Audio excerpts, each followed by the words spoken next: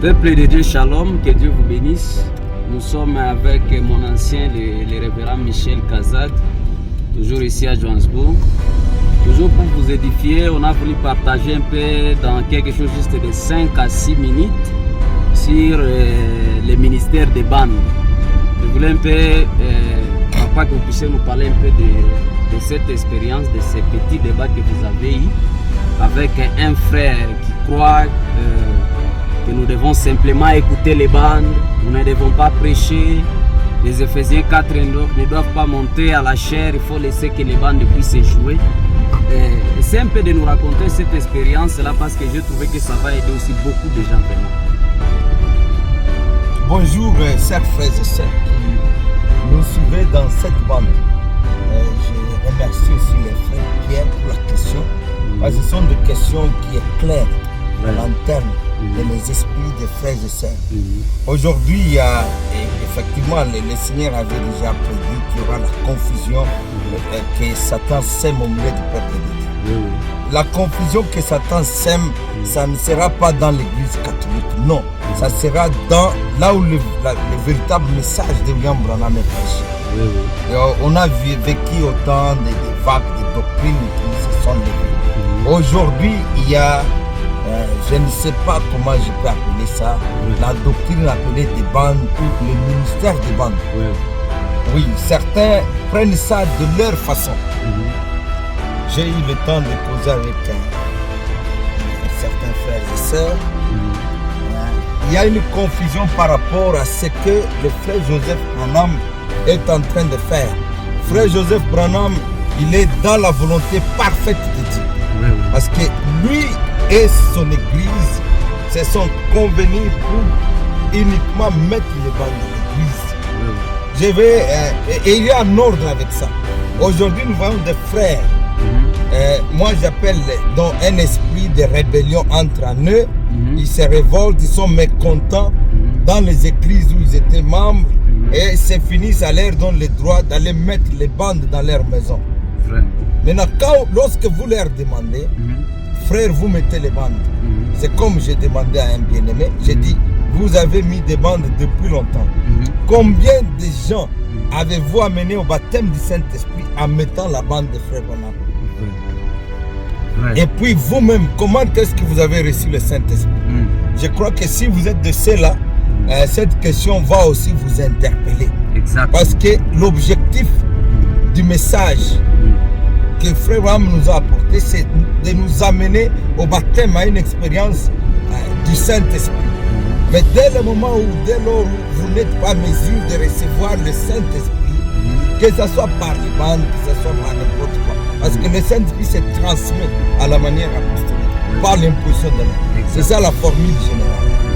N'empêche que d'autres personnes peuvent le recevoir sans imposition de main. Mais la règle générale, la formule générale, selon Frère Branham, ça se transmettait par l'imposition des mains. Quelqu'un peut recevoir le Saint-Esprit bien sûr en écoutant la bande. Ça entre dans les exceptions. Mais dans la formule générale, les apôtres imposaient les mains. Pierre a imposé les mains quand ils sont allés à Samarie avec Jean. La Bible dit que le peuple de Dieu, ceux qui avaient cru avaient seulement été baptisés au nom du Seigneur Jésus-Christ dans l'eau. Il fallait attendre Pierre et Jean pour qu'ils aillent leur imposer les mains. On a vu la même chose avec Paul dans Acte 19. Il a fait la même chose lorsqu'il a trouvé les 12 disciples de Jean-Baptiste. Il leur a demandé s'ils avaient reçu le Saint-Esprit. Ensuite, il les a prêché la parole et les a menés au baptême du Saint-Esprit par imposition des mains. Et nous voyons de loin maintenant pour expliquer la deuxième l'exception dont je parle. Quand Pierre prêchait dans la maison de Corneille, les gens étaient baptisés du Saint-Esprit. Ça c'est l'exception qui entre dans la souveraineté de Dieu. Dieu a fait de même avec les enfants d'Antioche qui étaient instantanément baptisés du Saint-Esprit. Mais la règle générale, c'est imposer. Le Saint-Esprit s'obtient par imposition. Je crois que de cette manière, j'ai répondu à votre question. Vraiment, pas que Dieu bénisse.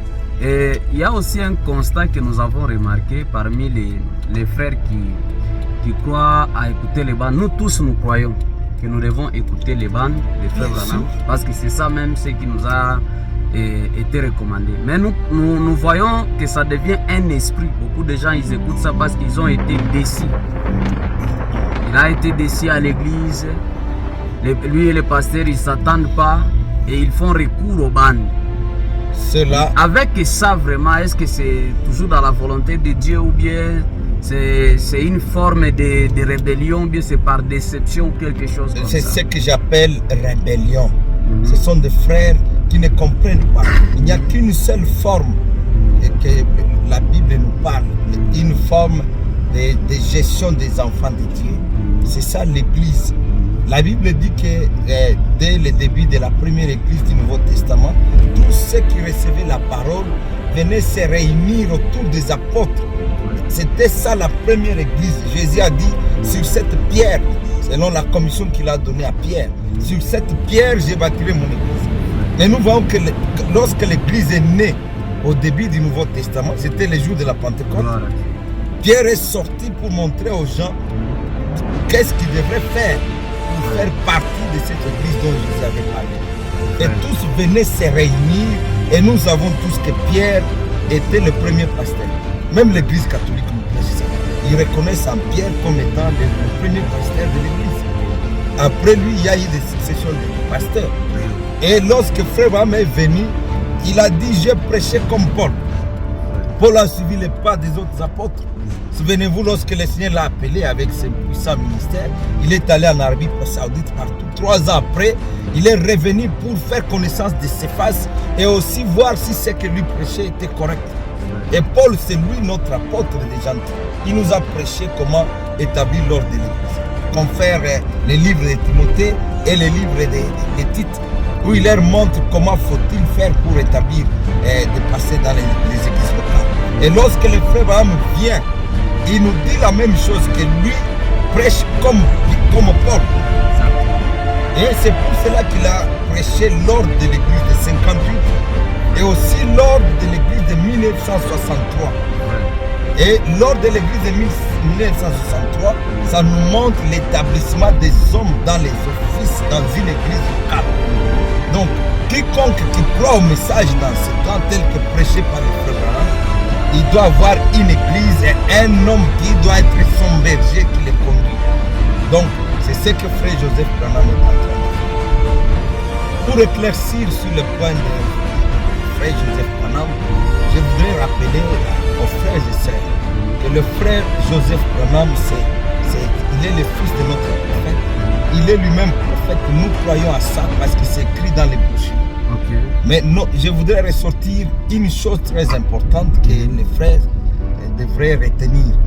Le frère Branham a 3 fonctions au regard vis-à-vis de l'Église. Il est, je peux dire, ou l'appeler chef de la voix de Dieu. Il a reçu la mission d'imprimer, la charge d'imprimer les brochures, d'emmagasiner, de répandre. Là, vous parlez de Joseph Branham. Joseph Branham, bien sûr, merci pour la précision. Je parle de Joseph Branham. Il est ministre dans le corps. Deuxième rôle qu'il joue. Le premier rôle, il est le chef de la voix de Dieu. Il s'occupe de la distribution des bandes et des brochures dans plusieurs langues. Et cela l'expose à l'épouse dans le monde entier. Deuxièmement, frère Joseph Branham, il est ministre dans le corps, il est prophète. Peu importe comment vous voulez l'appeler, qu'il soit Ephésiens 4 ou si vous dites qu'il est la continuité du ministère du prophète, ça l'expose à l'épouse. Et troisièmement, le frère Joseph Branham, il est le berger d'une église locale. C'est-à-dire, il y a des choses, des actes qu'il commet en tant que chef de la voix de Dieu. Il y a aussi des actes qu'il pose en tant que pasteur d'une église locale. Maintenant, les gens confondent ça. Exact. Le frère Joseph Branham, avec son église, ils ont décidé de mettre le ban. Bon, bien sûr, il peut amener cela à d'autres pasteurs qui peuvent recevoir la même vision, faire comme lui, c'est en ordre. Mais lorsque nous voulons en faire maintenant une doctrine, c'est là où ça pose un problème. Bon, c'est comme quand frère Joseph programme un jeune dans son église, il dit ok, cette semaine ici ou ce mois ici, nous aurons des jeunes de prière. J'appelle tout le monde des sages. À venir à la même heure et prions. C'est correct, c'est bien. Mais ce n'est pas une doctrine où forcément, ça n'amène pas toute église locale, forcément doit suivre cette conduite pour être honnête. Je pense que c'est le passé. Nous devons mettre chaque chose. Si j'ai bien compris, vous avez souligné quelque chose de très important. Il y a des fois où les prophètes de Joseph Branham parlent en tant que directeur de la voix de Dieu pour exhorter les gens à écouter la bande. C'est correct, oui. Ah, oui, oui. Et il y a des temps où il parle en tant que pasteur de son église, Branham Tabernacle. Oui. Donc si j'ai bien compris, là où nous pouvons l'écouter, c'est quand il nous exhorte en tant que pasteur et en tant que directeur de la voix de Dieu, parce que c'est répandu dans le monde entier. Mais quand il parle en tant que pasteur de son église locale, donc c'est volontiers, c'est un choix personnel. Tu peux dire non, je vais adhérer à ça. Ou bien... Nous pouvons l'écouter dans tous les cas. C'est comme maintenant là. Je suis berger d'une église locale. Et la bande que nous faisons ici, ça peut être suivi partout dans le monde. Oui, oui. Un frère de tel ou tel tabernacle peut suivre cette bande ici. Cela ne fait pas de moi. Et vous n'êtes pas obligé de croire uniquement à ce que je vous dis ici. Non. Il en est de même de tout autre pasteur. Nous suivons les prédications de plusieurs pasteurs en ligne. Cela ne leur expose pas forcément à devenir pasteur ou